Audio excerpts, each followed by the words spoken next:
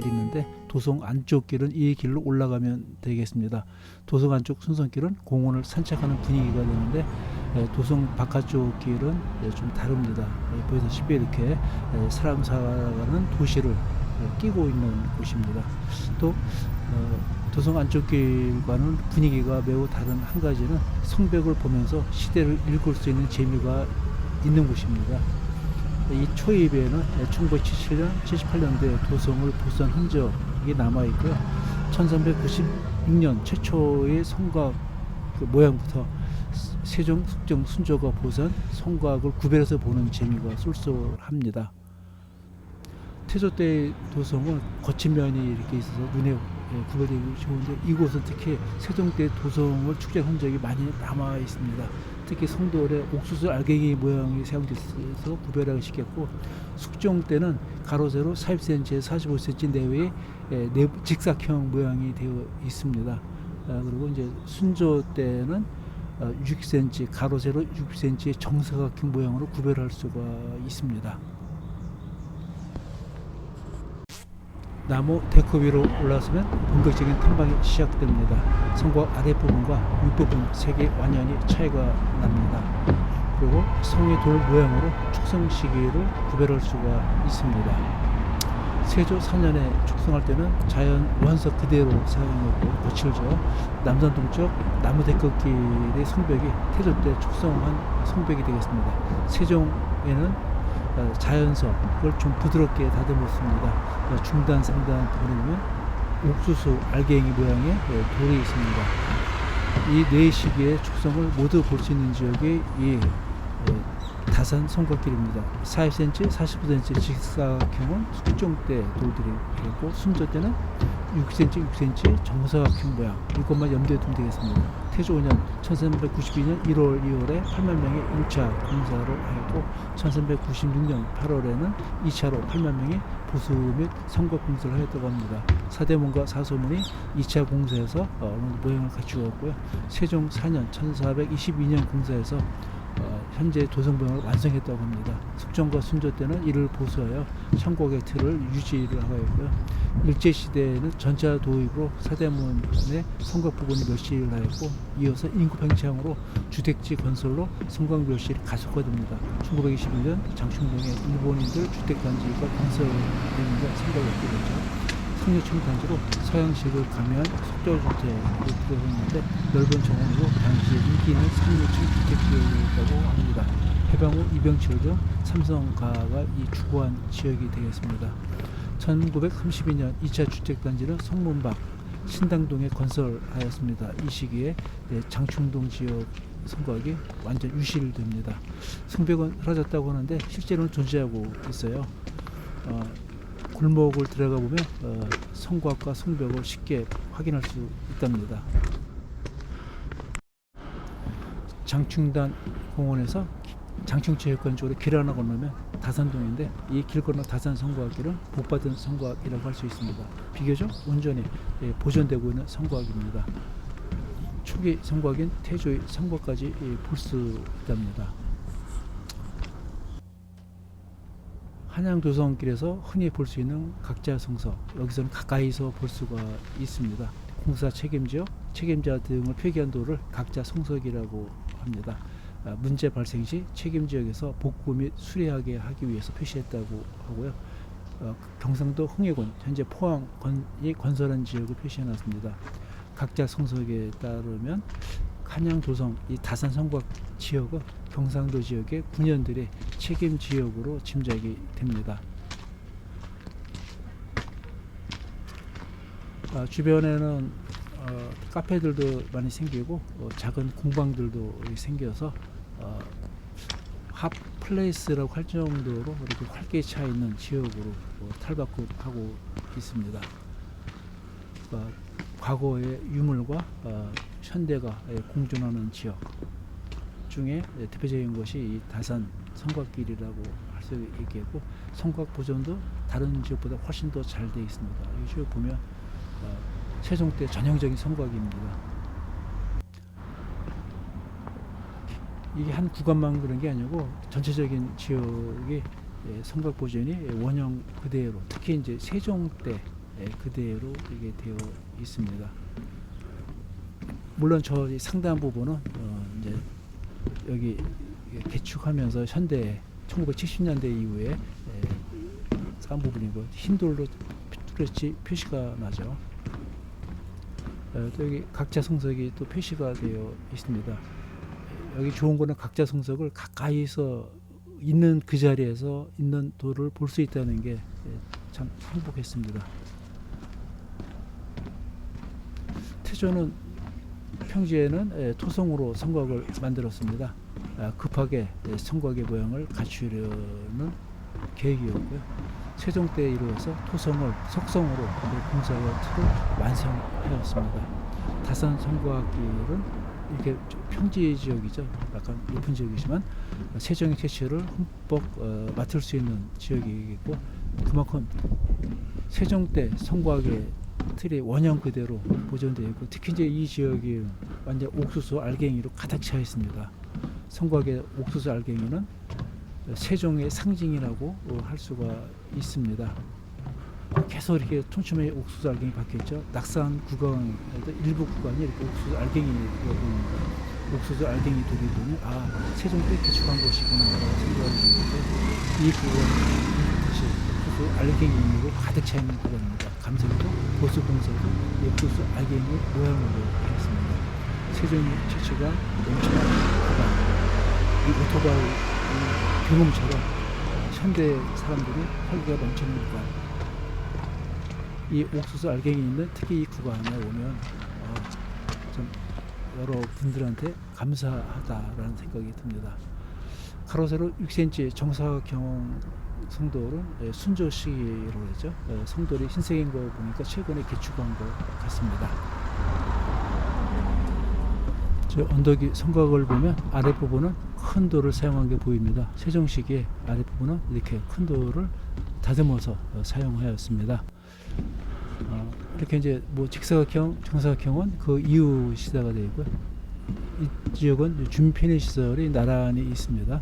슈퍼 앞에 모여 담소를 나누는 노인들 풍경을 쉽게 볼 수가 있겠고, 또 약수역 쪽에서 탐방 오는 탐방객들을 쉽게 또 볼 수 있는 곳이 되어 있고, 또 카페들도 좀 널려 있습니다.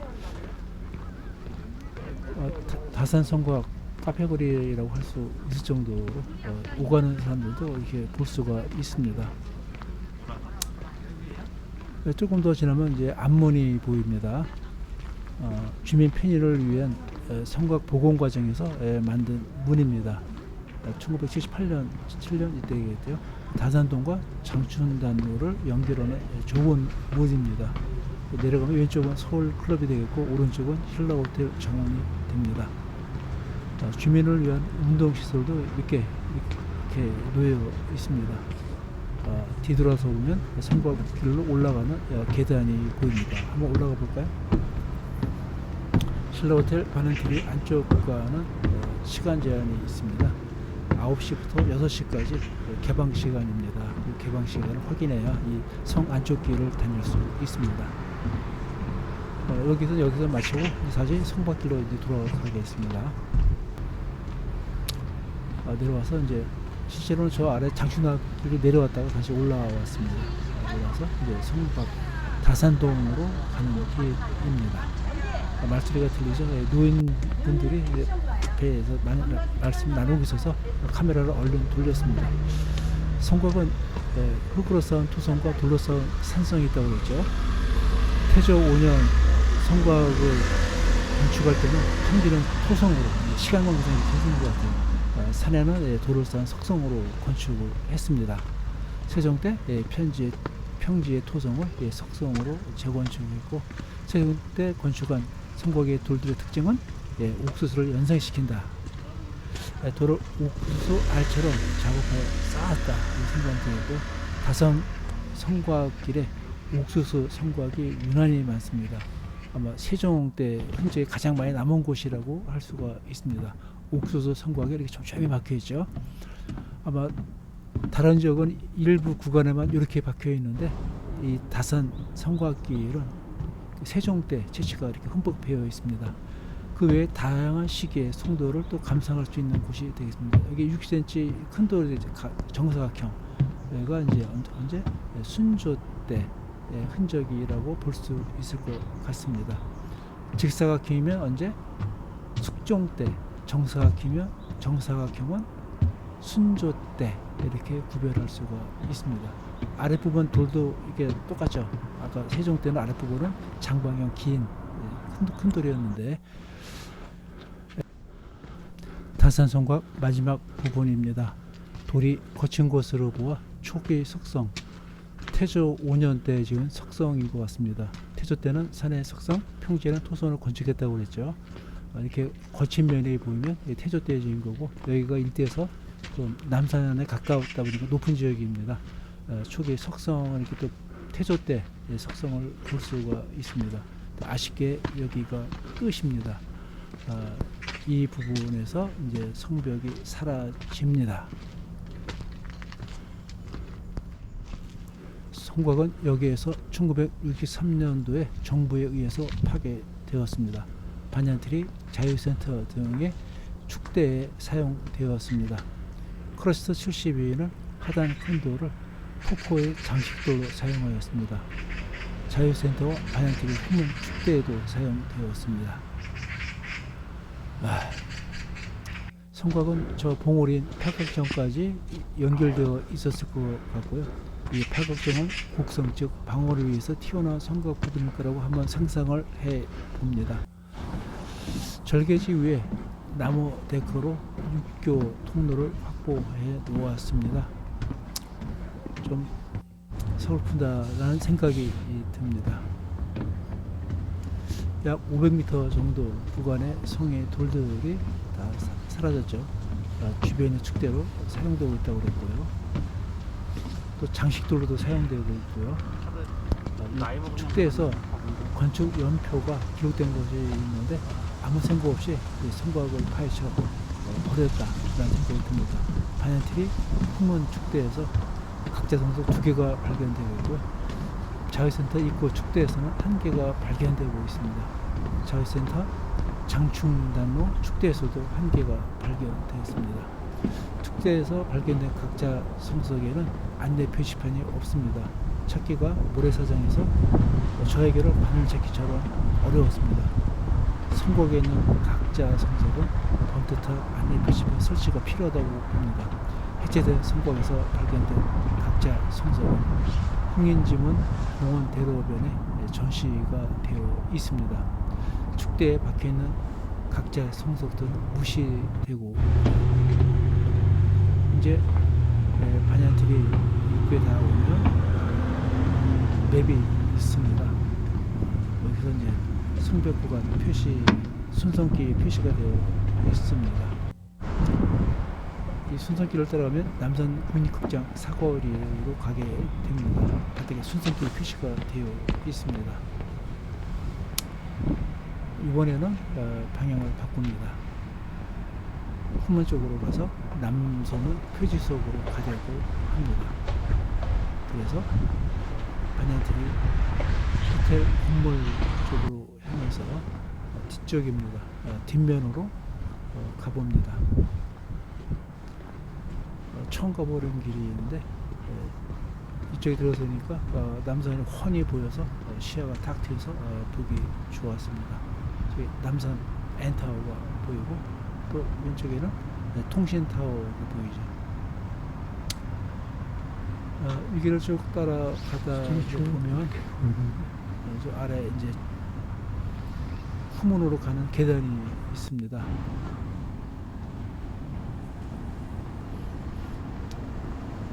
굉장히 조심스럽게 발걸음을 옮겨봅니다.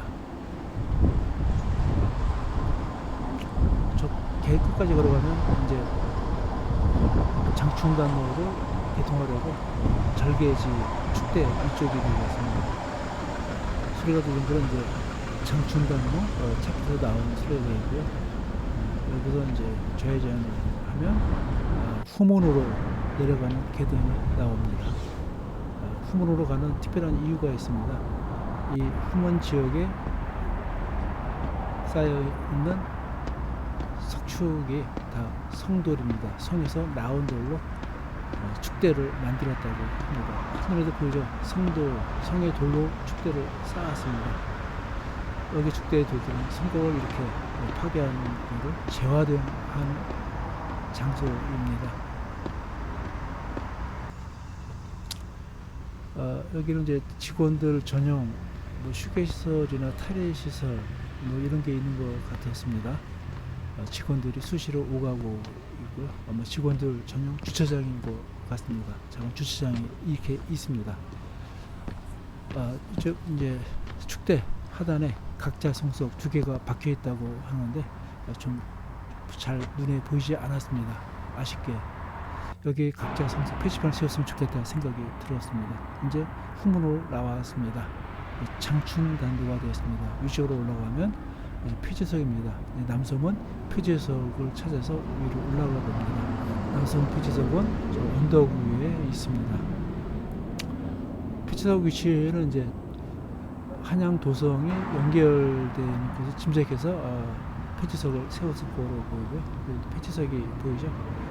표지석에 서서 언덕 위를 보면 반얀트리 호텔 건물이 이제 보입니다. 보이죠?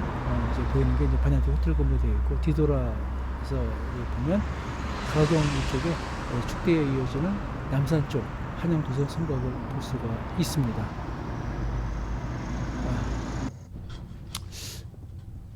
족발구리 맞은편에 남소영 공원이 있죠. 이 남소영은 남소문을 관리하던 관청의 이름입니다. 그래서 남소영 공원에 가고 족발공원에 가면 이 남소라는 말이 남소문을 뜻하는 거구나 생각하면 되겠고요. 반얀트리 클럽 입구에 왔습니다. 여기가 이제 진짜 지도상에 나와 있는 한양도성 순성길이죠. 순성길 표지판이 이제 이쪽에 있습니다. 이쪽에 개방 시간 9시부터 6시까지 되어 있으니까 염두에 두기 바랍니다. 올라와서 반얀트리 호텔 쪽을 보면서 아쉬운 마음, 역사를 잊은 민족에게 미래가 없다. 다시 한번 되새겨 봅니다. 여기까지 시청해 주셔서 감사드립니다.